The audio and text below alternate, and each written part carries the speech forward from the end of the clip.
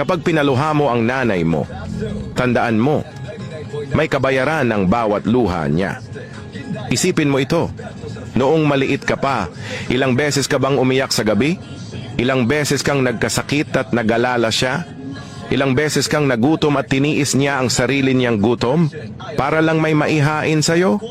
Pero ngayon, sino ang lumuluha? Sino ang nasasaktan? Ang nanay mong nag-aaruga sa'yo mula pagkabata. Sa bawat sigaw mo sa kanya, isang piraso ng puso niya ang nadudurog. Sa bawat pagwawalang bahala mo, bumibigat ang kanyang dinadala. Wala siyang ibang hihilingin kundi ang ikabubuti mo. Kahit sinasaktan mo siya sa salita, ipagdadasal ka pa rin niya. Kahit hindi mo siya pinapansin, ipagmamalaki ka pa rin niya. Pero tandaan mo, ang luha ng ina hindi basta-basta natutuyo. At ang isang pusong basag, minsan hindi na naibabalik.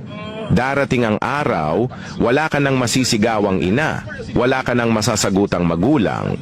At ang mas masakit, wala nang magmamahal sa'yo ng gaya ng pagmamahal niya.